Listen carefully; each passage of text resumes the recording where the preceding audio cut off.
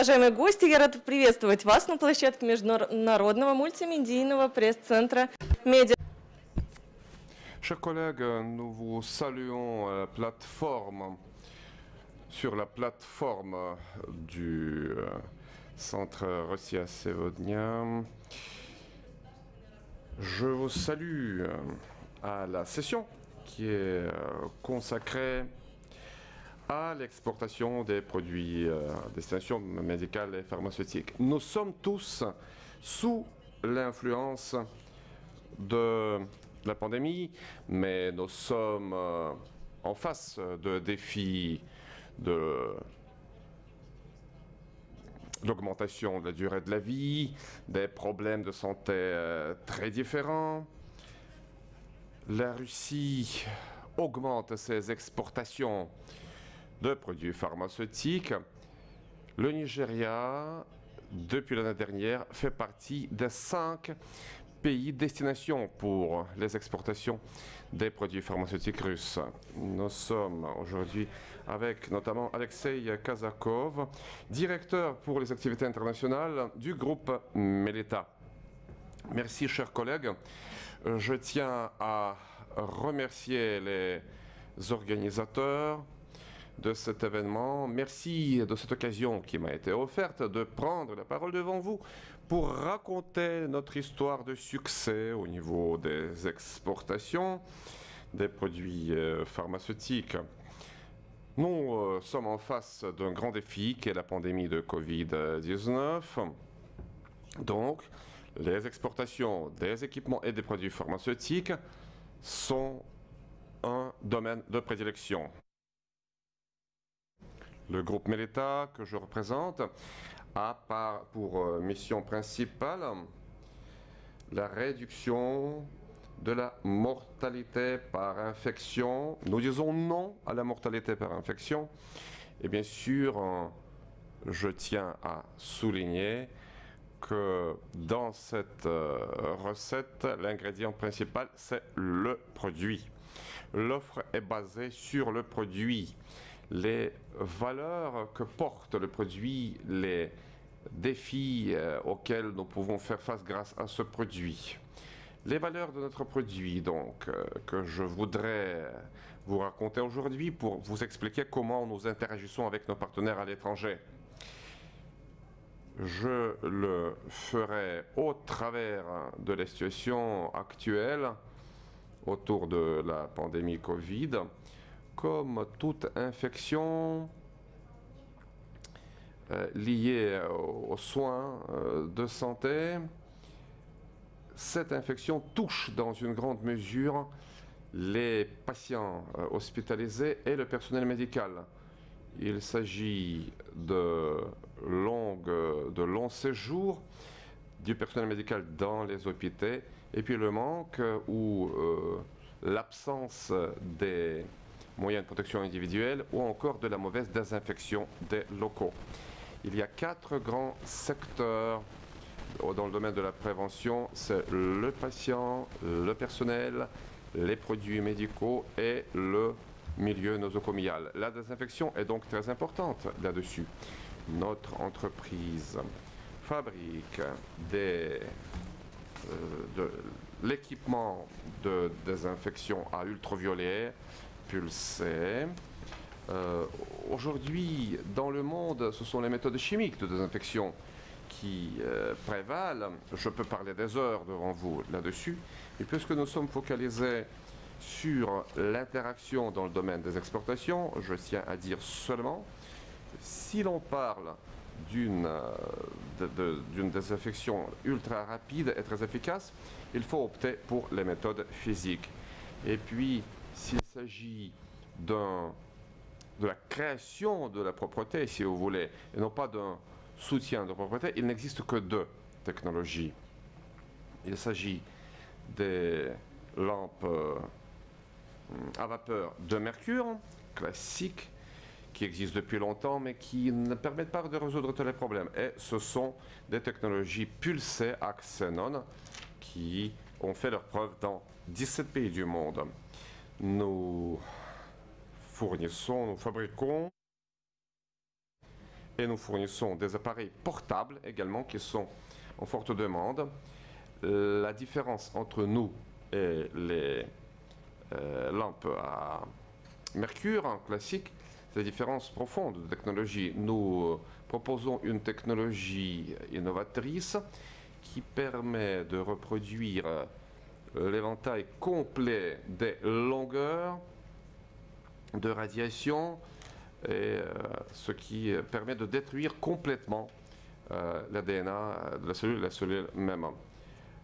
Nous avons fait nos preuves depuis 1998. Plus de 60 études ont été réalisées sur plus de 100 agents pathogènes. Pendant la première vague de la pandémie de Covid, nous avons réalisé des études auprès de l'Institut de recherche du ministère de la Défense. Une désinfection de quelques minutes seulement permet d'arriver à 100% d'efficacité. En revenant au sujet d'interaction, à cette recette du succès, je tiens à dire qu'en ce moment, dans la République sud-africaine, nos appareils sont de service 24 heures sur 24. Ils sont dans de nombreux hôpitaux de la République sud-africaine. Ils sont dans les salles d'opération, dans les centres de réhabilitation, dans les services de néonatologie. C'est très important pour les patients, la réhabilitation des patients qui ont souffert de Covid. Notre côté fort, c'est que nous savons écouter et nous savons entendre nos clients. Le cas suivant, c'est le cas de désinfection, programme de désinfection des voitures de la SAMU. Avant notre arrivée sur le marché sud-africain, les voitures étaient désinfectées par des moyens chimiques grâce à des aérosols, ce qui prenait des heures. Nos partenaires sud-africains cherchaient longtemps la solution pour ce problème, et ils ont trouvé la solution sous forme de notre équipement de fabrication russe. En ce moment, la République sud-africaine n'est pas le seul pays où on fournit notre équipement pour la désinfection des voitures de la SAMU, mais nos partenaires sud-africains étaient les pionniers. Le traitement désinfectant dure quelques dizaines de minutes seulement. La même chose pour la désinfection de l'aviation sanitaire. Vous avez le code QR à droite en haut et vous pouvez accéder à la vidéo qui permet de voir comment comment on peut désinfecter les avions. Bien sûr, il y avait une demande parce que imaginez-vous, si vous cassez une lampe à mercure traditionnelle dans un avion, ça va être un gros problème. Tandis que notre technologie est propre du point de vue environnemental. Nos partenaires sud-africains l'ont noté tout de suite, ont repéré ce côté très positif. Ainsi, nous avons eu accès à cette nouvelle niche commerciale dont nous assurons la promotion dans de nombreux pays du monde. Encore un ingrédient pour la recette du succès, c'est, comme il a été dit ici à plusieurs reprises, c'est l'interaction. La formation, le service, l'accompagnement. Fournir le produit n'est pas la phase finale d'interaction, ce n'est que le début d'une coopération. Vous pouvez voir ici l'exemple. Nos collègues sud-africains visitent les hôpitaux, ils ont vu comment fonctionnent nos appareils. Toute une équipe de nos partenaires qui forment le personnel médical sur place, qui explique au personnel médical comment travailler avec nos appareils. Donc nous pouvons être sûrs du fait que la clé du succès, ce sont les gens, les humains. C'est eux qui doivent comprendre, assimiler le potentiel de votre produit. Est-ce qu'ils voudront chercher une nouvelle application pour votre produit, etc. Nous avons réussi en République sud-africaine Et bien sûr, nous apprenons de la part de nos amis sud-africains également. Si l'on parle de la maintenance, de l'accompagnement, un cas très intéressant également, nous prenons les décisions ensemble. Nous diagnostiquons, nous mettons à jour le logiciel ensemble. Ces opérations sont réalisées dans les hôpitaux, sur place. Comme ça, les gens n'ont pas besoin d'arrêter le fonctionnement des appareils de désinfection et nos partenaires sud-africains ont trouvé cette solution. Ainsi, on peut réaliser toutes les opérations de maintenance à l'intérieur des hôpitaux. Un autre facteur très important de l'interaction, c'est que nous y croyons bien, il faut apprendre, il faut se perfectionner tout le temps. En quelques années de notre présence dans la République sud-africaine, nous avons modifié nos éléments de lampe, nous avons modifié la construction de nos équipements parce que c'était nécessaire pour le marché local. Nous avons ainsi, nous sommes arrivés à la conclusion, le produit est certes efficace et qu'il n'a pas d'équivalent dans le monde, ce n'est pas tout. Il faut que les gens qui travaillent avec ce produit, il faut que les gens qui sont de service comme ça dans les premiers rangs dans cette guerre contre les infections, qu'ils puissent utiliser un logiciel spécial que nous mettons en jour régulièrement. Ceci aide les gens qui travaillent avec nos équipements à contrôler les procédures de désinfection. Ça fournit le feedback, ça fournit les bilans sous forme écrite et ça permet d'améliorer la lutte contre les infections nosocomiales notamment. Nous réalisons des tests également ensemble avec nos partenaires sud-africains. C'est très important, c'est une partie très importante de notre travail, c'est le gage du succès dans notre région.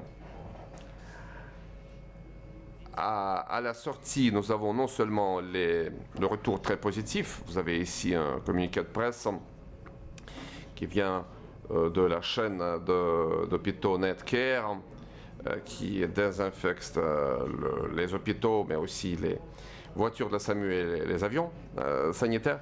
Nous avons donc un partenaire fiable qui croit en notre produit et qui ensuite nous aide à le promouvoir ailleurs. Alors la vente, ce n'est pas le dernier point de la part de notre entreprise. Nous formons les spécialistes de nombreux pays du monde pour mettre sur place ce système dans de nombreux pays. Il s'agit d'équipes de techniciens de surface médicalisés, d'infirmières, etc. Nous pensons maintenant à créer des centres de formation en Afrique parce qu'il faut bien former le personnel sur place.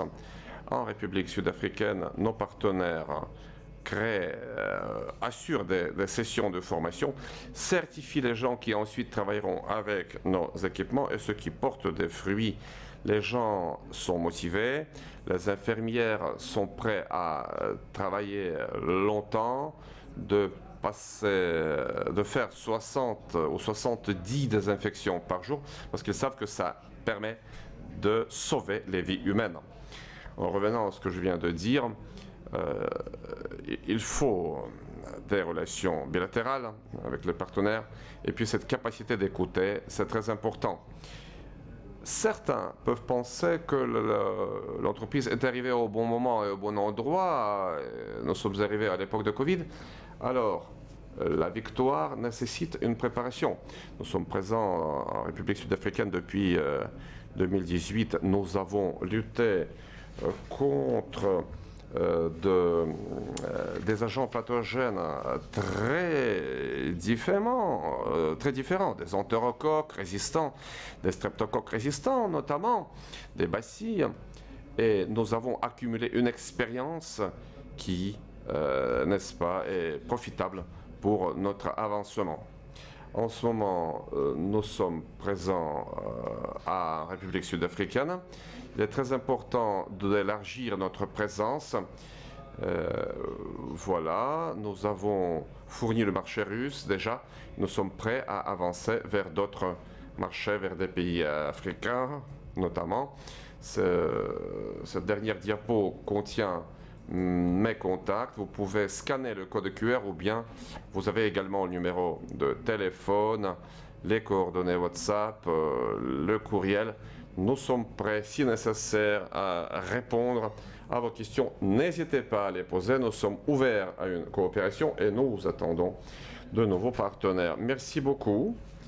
Je donne la parole à Anna Rebalova, directrice pour le développement de l'entreprise Lazmetech, qui va parler des propositions pour les sociétés africaines. Merci.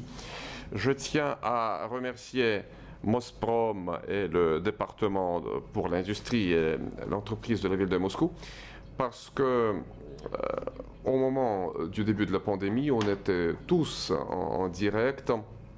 On avait une communication très forte dans le programme de Omnia Health Africa, cette exposition, ce salon en ligne. Nous avons vécu tout un mois au niveau de ces discussions en ligne, diaporamas et présentations en ligne. Notre produit a été très demandé. Je représente l'entreprise Lazmetech.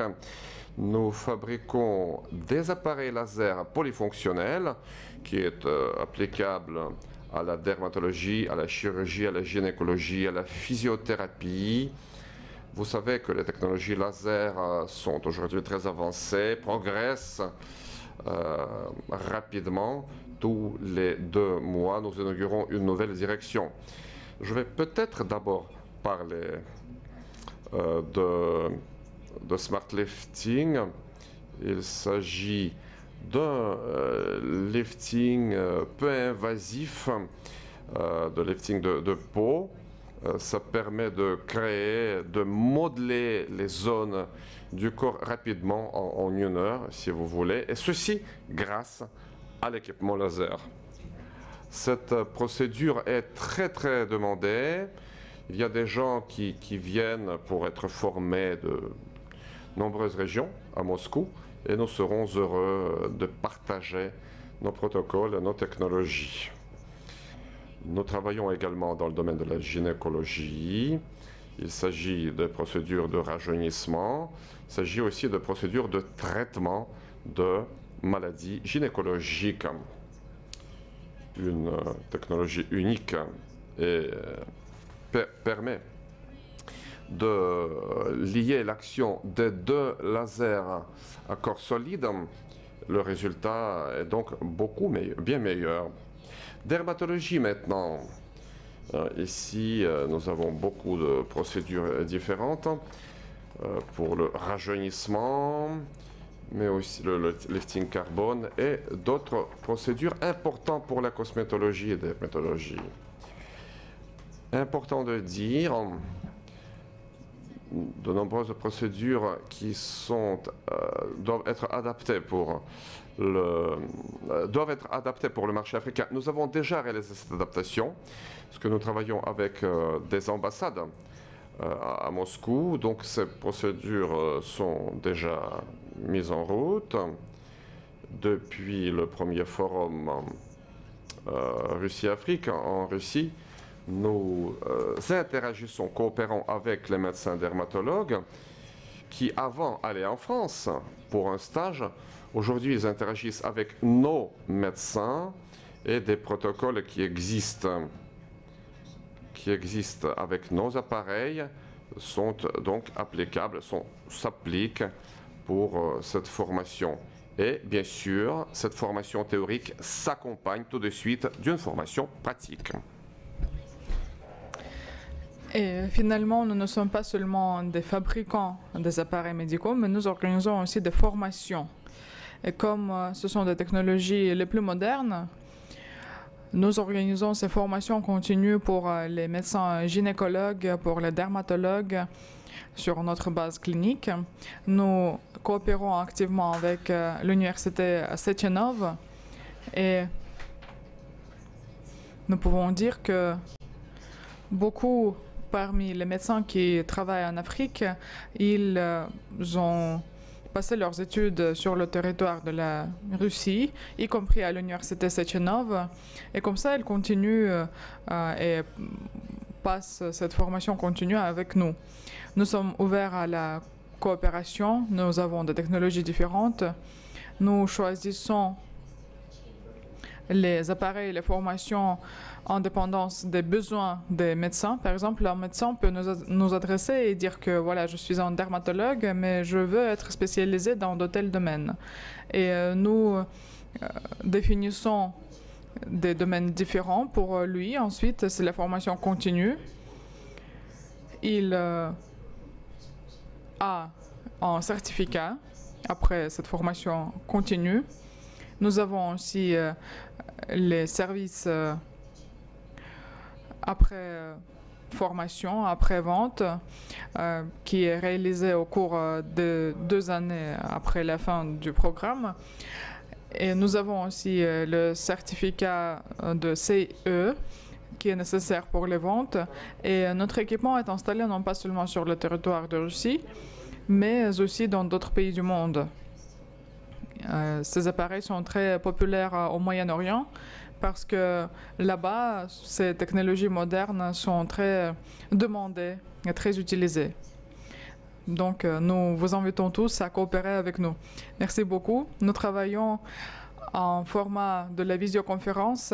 Je voudrais maintenant voir nos intervenants suivants. C'est M. Charles Ikenacho, qui est le directeur général de Torein Group, qui va parler de son expérience de travail avec des entreprises russes. Est-ce que vous nous entendez? Bonjour à tous. Je m'appelle Charles Ikenacho. Je suis le fondateur et le directeur général de Torein Group. Et nous avons plusieurs entreprises qui sont contrôlées par notre groupe. Nous nous occupons des recherches en premier lieu. Mais nous développons aussi les technologies de traitement et des protocoles de traitement. Nous utilisons des médicaments différents à base de plantes, par exemple. Nous utilisons aussi le silicone. Nous utilisons aussi des graines pour une alimentation saine. Nous produisons des produits alimentaires sains.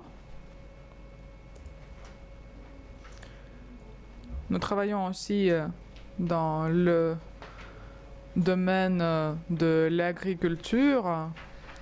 Nous créons des produits agricoles et notre tâche, notre vision, c'est bien sûr de structurer notre business en nous basant sur les dernières recherches médicales pour que ces recherches soient prises en compte.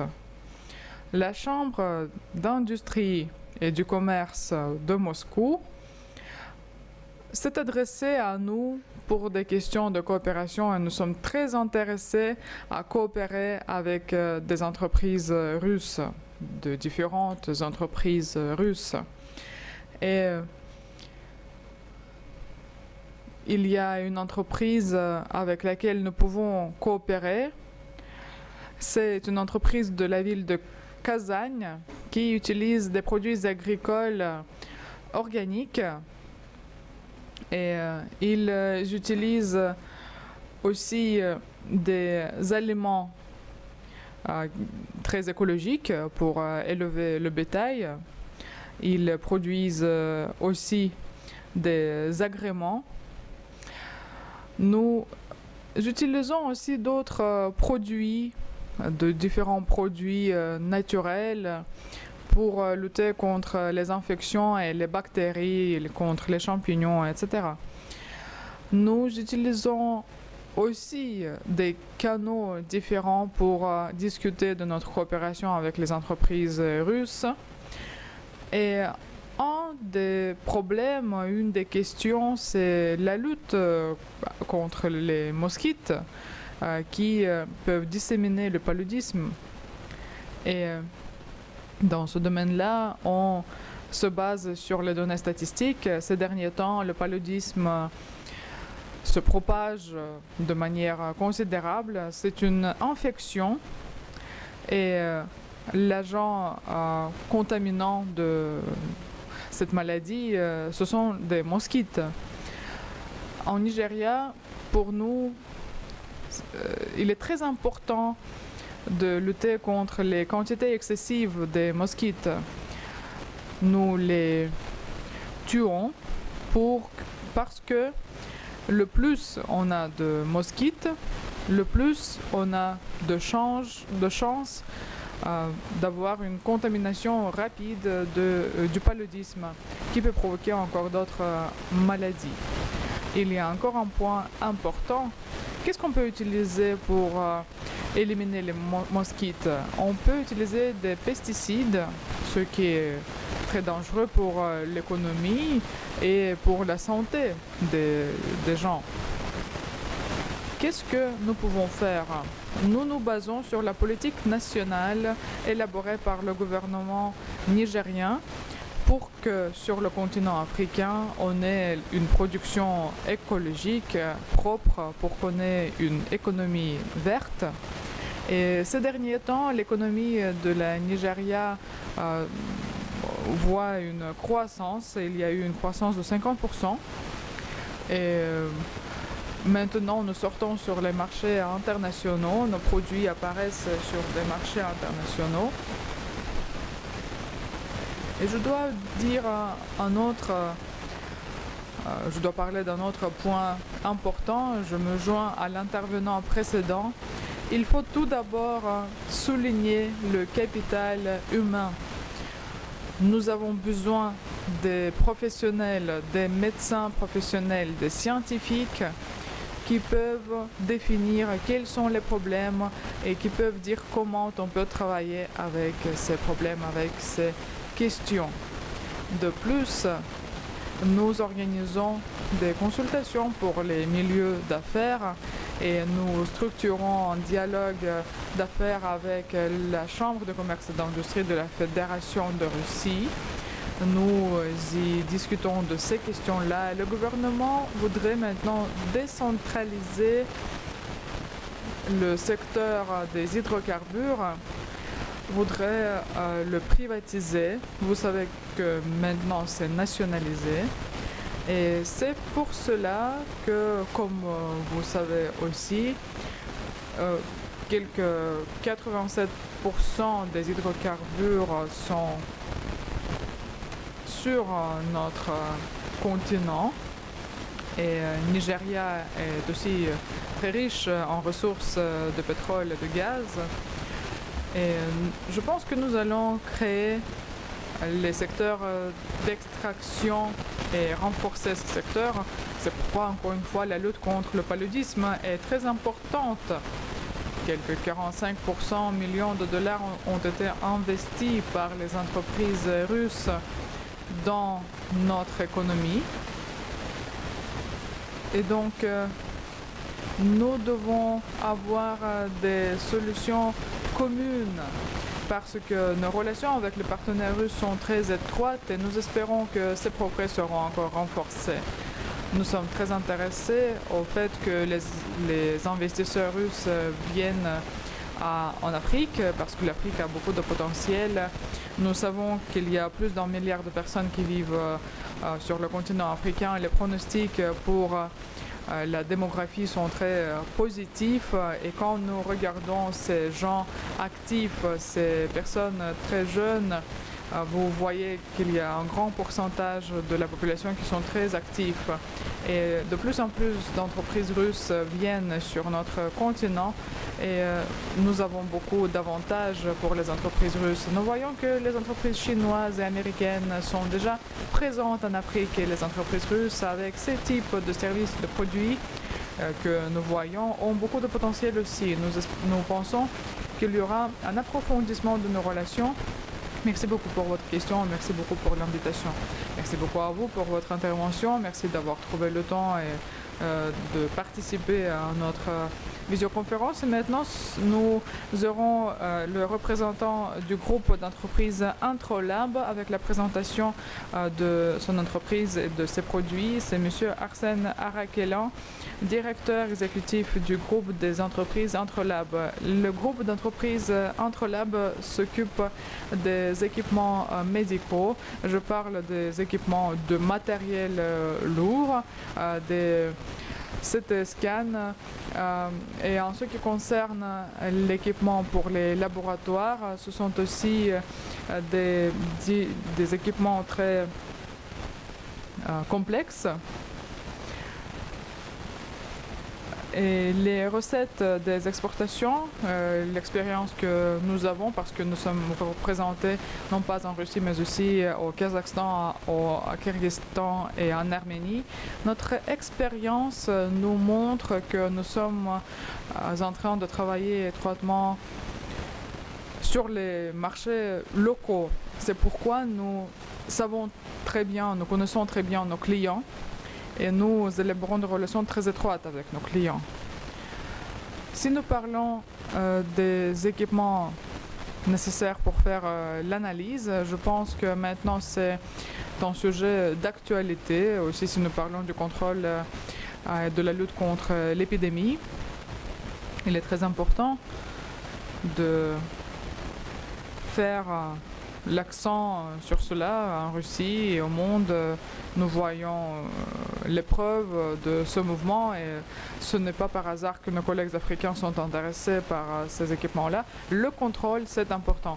Ce contrôle peut être assuré à toutes les étapes et pour nous, il est important comment nous pouvons équiper les laboratoires et les complexes de laboratoires. Nous le faisons d'habitude clé en main, parce que nous comprenons quelles tâches sont poursuivies par un client spécifique et nous pouvons trouver des solutions pour ces tâches. Et dans ce que nous faisons, il y a une partie agréable. Si nous parlons sans prendre en compte les équipements lourds, la majorité des équipements que nous installons, ce sont les équipements de fabricants russes, des fabricants leaders de très haute qualité avec une compétitivité élevée qui est très commode en ce qui concerne la maintenance. Et comme mes collègues ont déjà dit durant leurs interventions, bien sûr,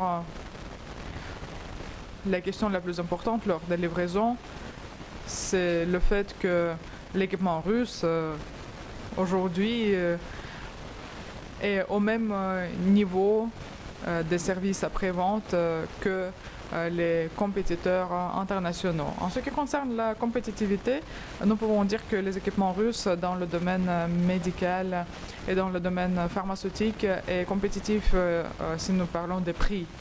C'est un élément de succès très important parce que quand nous parlons de grands projets, de projets complexes, cela mène à une économie de fonds de nos clients.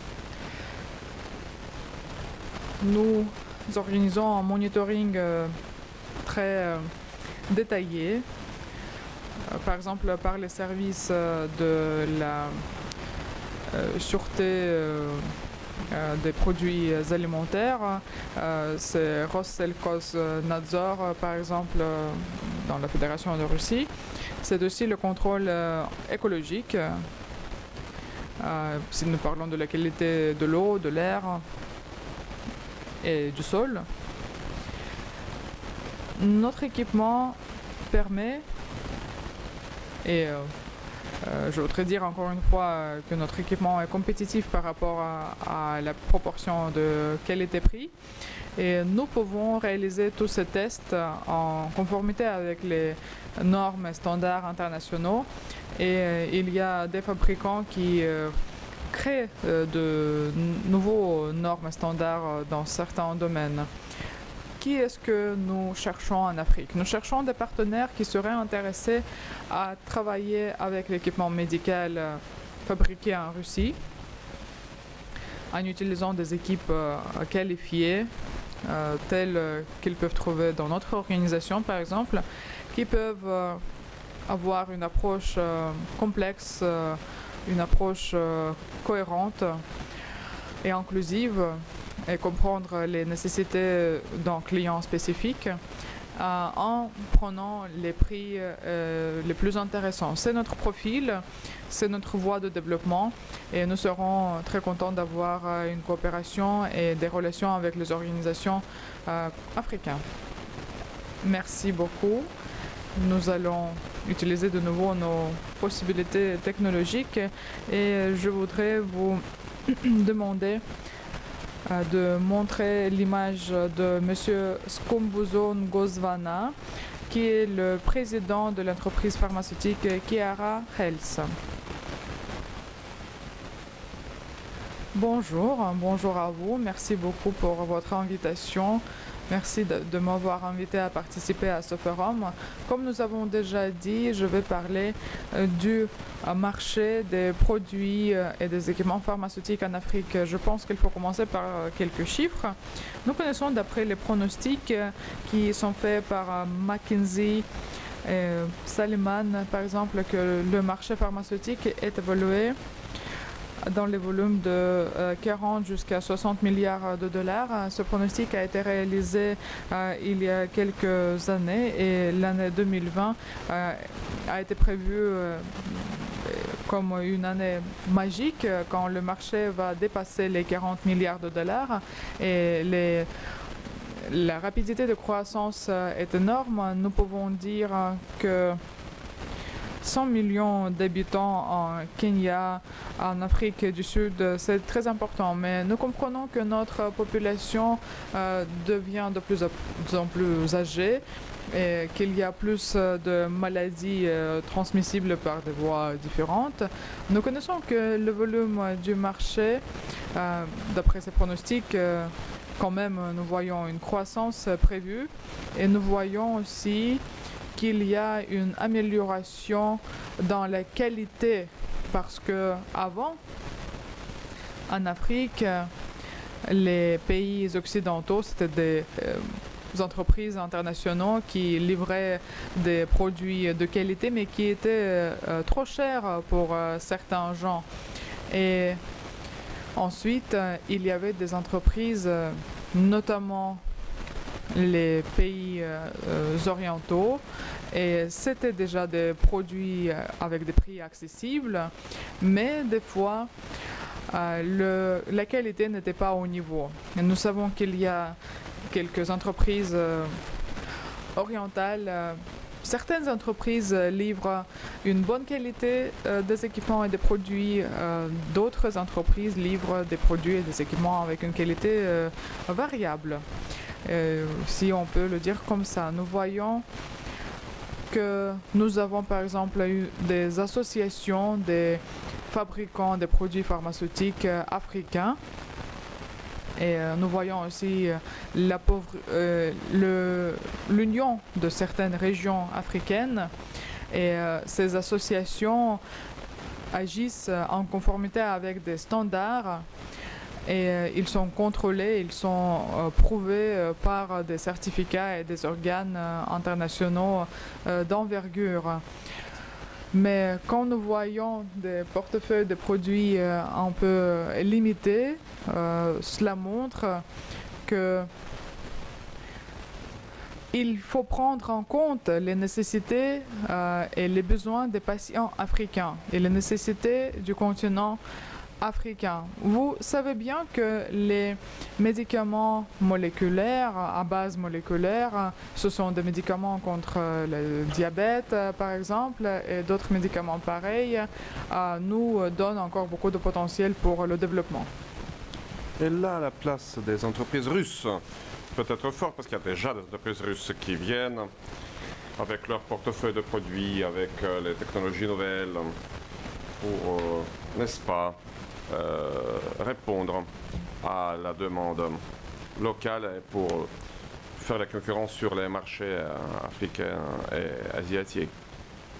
Oui, nous avions une dépendance de l'ordre de 83% des médicaments étrangers, cette dépendance reste encore un défi très fort pour nous. Si par exemple un fournisseur indien ou chinois part du marché africain, c'est un problème pour nous, ça crée un déficit de molécules et de médicaments. Cette situation change par contre. Nous assistons à une croissance de la fabrication locale. Au niveau de l'Union africaine, il y a un travail qui vise à développer le secteur pharmaceutique sur le continent africain. Nous avons en ce moment un document qui réglemente, une série de documents qui réglementent le domaine pharmaceutique. J'ai participé à la création de ce document.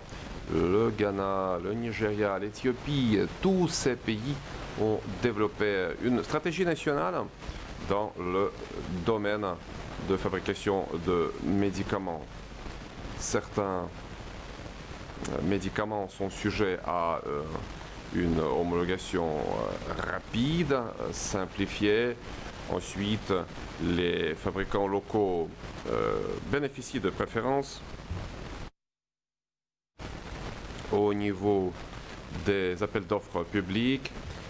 Autant de leviers, de mécanismes qui permettent de soutenir la fabrication de médicaments locaux. J'ai déjà mentionné également la croissance du marché, une attention plus forte envers la fabrication locale, surtout sur fond de la création des zones franches en Afrique, zone de libre-échange.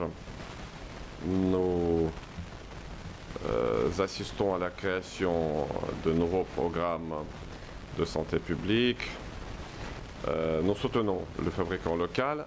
C'est notre réponse aux défis de l'époque. Le progrès est énorme, mais il y a encore un champ de travail, un champ de développement. Nos perspectives, à mon avis, sont très positives. Il y a encore du pain sur la planche. Nous avons des choses à discuter, à mettre en œuvre. L'Afrique de l'Est, notamment, vient de lancer une initiative pour l'harmonisation de la législation, de la réglementation. D'autres initiatives surgissent ici et là sur le continent africain. L'agence médicale africaine tient ce jour-là un événement. Cette agence réunit d'ailleurs plus de 30 pays. Très bientôt, nous verrons de grands progrès dans ce domaine. Pour terminer, je tiens à dire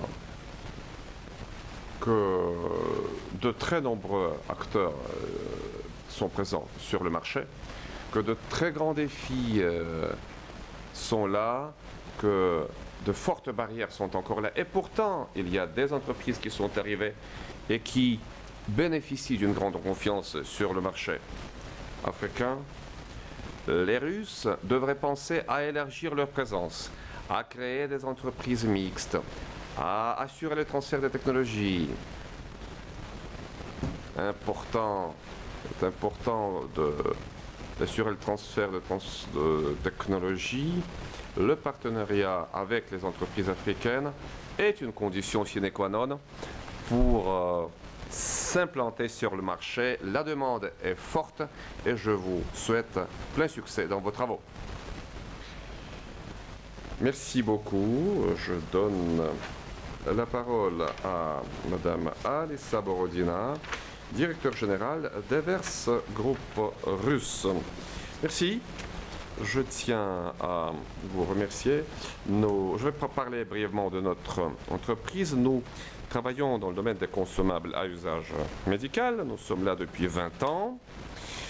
Nous avons commencé par des consommables très traditionnels qui étaient largement utilisés par notre secteur médical. Ensuite, nous avons lancé la fabrication d'un large éventail de consommables à usage médical, plus innovateurs. Nous fabriquons les moyens de protection individuelle, les produits antiseptiques. Nous fabriquons beaucoup de serviettes d'absorption, de serviettes imprégnées. Et nous avons lancé un nouveau produit il y a quelques années. C'est un produit qui permet d'arrêter les saignements capillaires et pour traiter les brûlures de premier et deuxième degré. Hémostase, donc, et traitement de brûlures.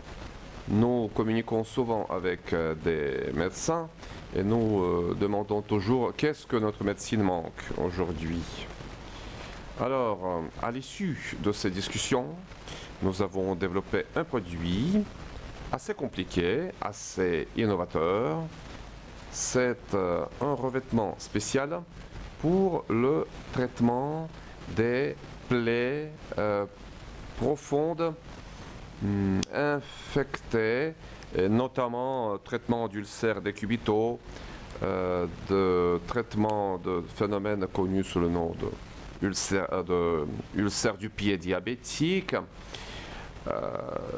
L'idée, c'est de traiter ou au moins de maintenir la plaie dans un état qui crée un confort maximal pour le patient. Ces moyens ne sont pas nombreux sur le marché. Notre objectif, qui a été formalisé il y a 2 ans, nous a permis d'organiser à Dubna, région de Moscou, zone à régime spécial, ça nous a permis d'y construire une usine. Nous sommes en ce moment au stade de lancement de cette usine. Tout est prêt, l'équipement est installé et nous sommes prêts, n'est-ce pas, à lancer ce nouveau produit, ce produit de revêtement des plaies. Une autre direction qui nous intéresse énormément, et c'est là que nous réalisons un grand nombre d'études, c'est les produits d'hémostase qui permettent d'arrêter des hémorragies massives, justement dans le cadre de blessures par arme à feu, blessures par mine.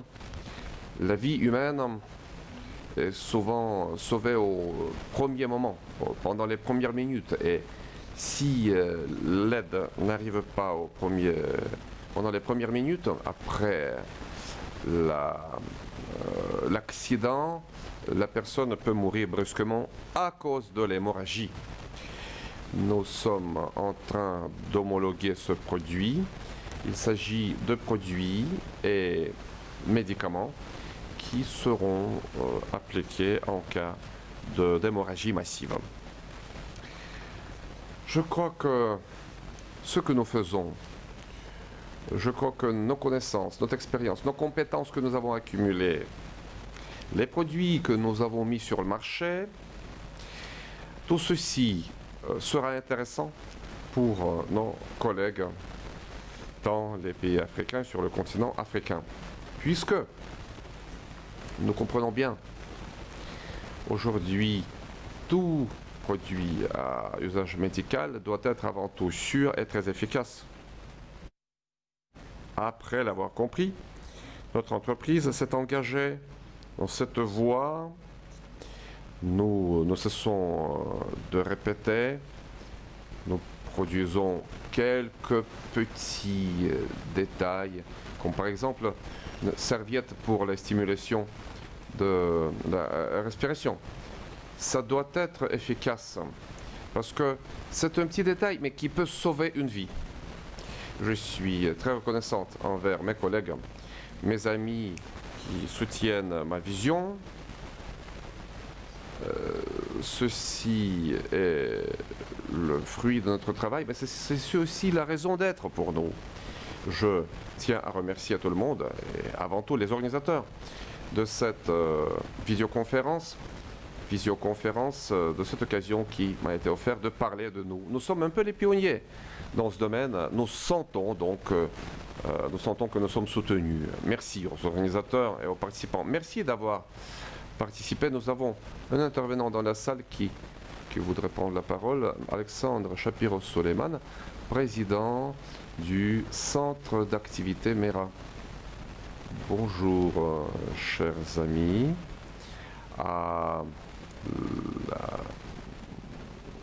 En parallèle avec le centre économique, je représente une association qui s'appelle Alliance des peuples du monde.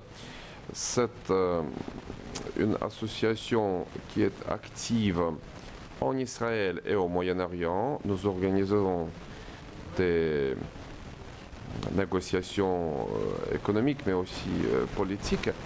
D'ailleurs, je suis médecin de formation. Je ne vais pas mentionner nos centres médicaux, Krasnodar, dans le Midi russe notamment. Nous avons lancé la construction d'une usine pour la fabrication des consommables à usage médical. Nous attendons nos amis africains. Nous sommes prêts à intégrer d'autres partenaires que nous avons. C'est le temps des questions et réponses maintenant. Est-ce qu'il y a quelqu'un dans la salle qui veut poser une question?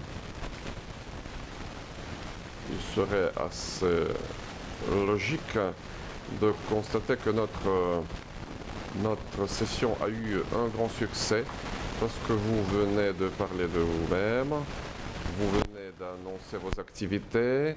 Merci d'avoir participé à cette rencontre. Nous serons heureux de vous revoir sur notre plateforme. Merci à toutes et à tous.